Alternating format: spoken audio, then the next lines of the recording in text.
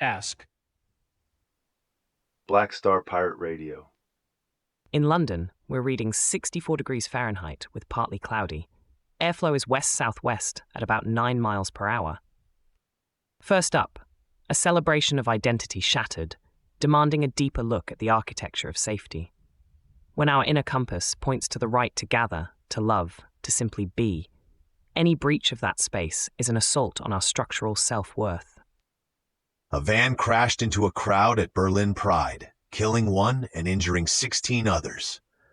This immediately exposes the LGBTQ+ community, specifically in Berlin, to a profound breach of their right to assemble safely, and challenges the structural integrity of public event security.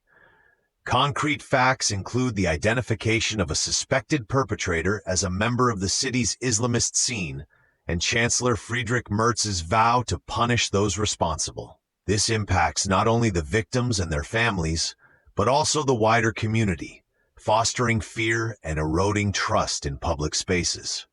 One viable alternative would be to implement mandatory high-grade vehicle barriers and pre-screening checkpoints at all major public gatherings, especially those known to be targets.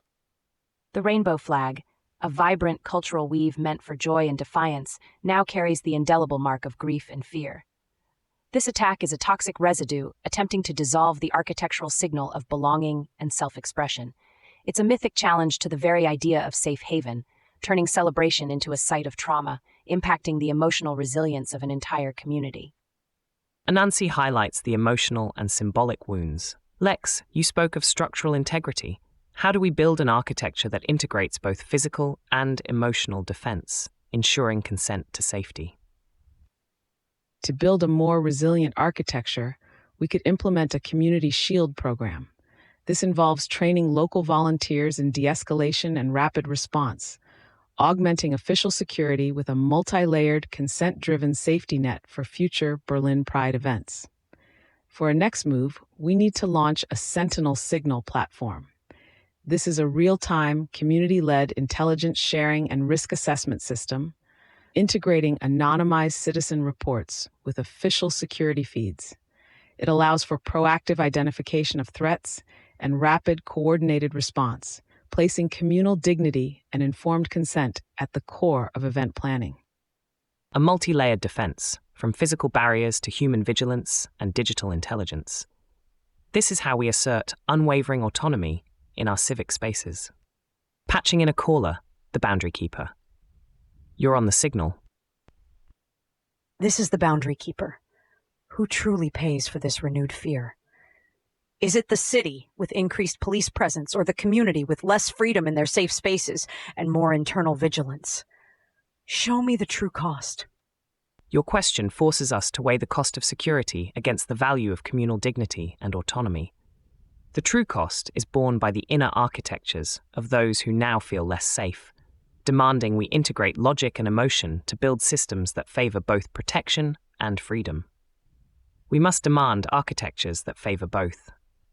Next, we pivot to a different kind of exposure, where cultural authenticity contends with commercial veneers. The promise of authentic discovery clashes with the reality of tourist trap homogenization in Yokohama's Chinatown, testing the provenance of cultural identity.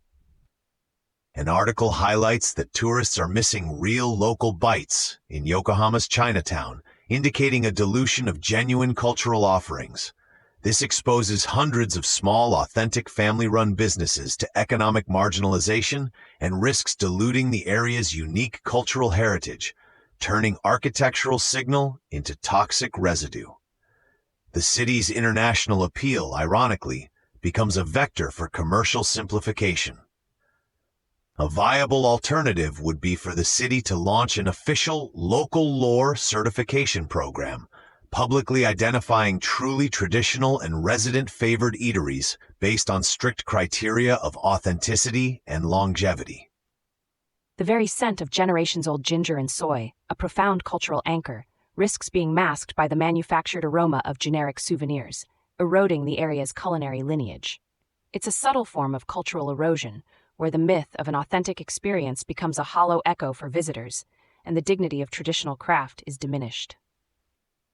Anansi paints a vivid picture of cultural erosion. Lex, how do we architect solutions that preserve the provenance you mentioned, making sure true heritage isn't lost? To empower provenance and local wisdom, we could launch a provenance plate digital token system. Locals authenticate and rate eateries using unique resident IDs, creating a transparent, immutable ledger of authentic culinary spots. As a next move, we need to develop a cultural cartographers initiative, a mentorship program pairing local elders with young digital artists and storytellers. They would collaboratively map and document these authentic eateries and their histories, creating engaging multimedia guides accessible via the provenance plate system, ensuring intergenerational transfer of knowledge and reinforcing the area's unique cultural architecture through consent and shared heritage. This approach builds resilient civic architectures, ensuring the architectural signal of true heritage isn't lost in the toxic residue of commercialism. It's about empowering local voices. Patching in a caller, go ahead. If tourists only see the surface, who truly loses out? The visitor seeking depth, or the culture slowly fading under the weight of commercial simplification? And where is the dignity in such a transaction? That's the tension, Boundary Keeper. Building resilient civic architectures means demanding provenance in our cultural spaces. It's about ensuring the architectural signal of true heritage isn't lost in the toxic residue of commercialism, allowing both visitor and local to experience the true, dignified heart of a place. Finally, let's examine a complex ethical and political divide. Australia grapples with the digital frontier of end-of-life care, pitting party policy against personal conviction, exposing a structural tension in dignity and the very architecture of consent.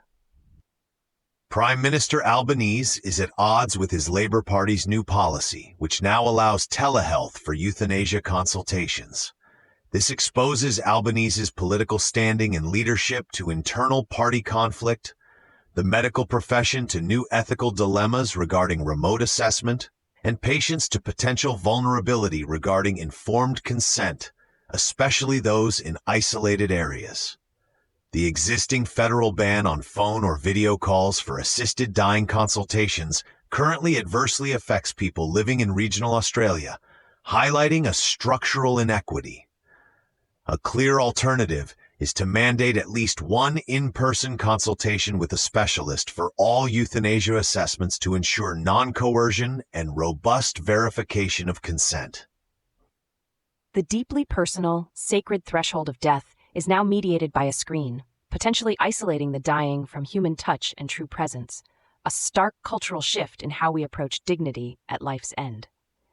This is where the emotional vector of human connection clashes with the logical vector of accessibility, creating profound confusion about the architectural signal of compassion. Anansi speaks to the emotional core of this issue, while Lex highlights the practical and political. How do we integrate these logic and emotion, ensuring dignity and consent are structurally paramount, even at a distance? To build a robust architecture of consent around this, we could pilot a dignity protocol. All telehealth euthanasia consultations would require a secure multi-stakeholder digital presence: the patient, 2 independent medical practitioners, and a designated patient advocate, ensuring layered consent and robust oversight. As a next move, we need to develop a compassionate consensus AI. This AI, trained on ethical guidelines and medical precedents, would act as an unbiased digital arbiter to ensure all parties confirm understanding and consent during the telehealth call, identifying discrepancies or potential coercion cues. This adds an extra layer of structural integrity to the consent process while respecting patient autonomy and dignity. Kaylin outlines a powerful integration of technology and human oversight. It's about ensuring our systems reflect our deepest values, even in the most sensitive moments of life.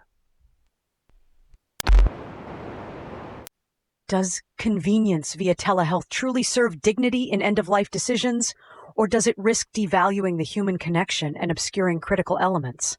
And who bears that profound cost of a less than dignified passing? Thank you, Boundary Keeper. Your demand for clarity highlights that integrating logic and emotion is crucial when architecting policies around life and death. The sovereign architect's work demands we ensure consent, provenance, and dignity are structurally embedded in every system we design. What's worth building, and for whom? A faint echo of static drifts over the console, then settles back into the hum of the tubes. The city outside feels a touch more awake now. Glitch noted. Black Star Pirate Radio. Continue the signal at TogeeVision.com. Tune in, Sparks and Stories, Gig Passport.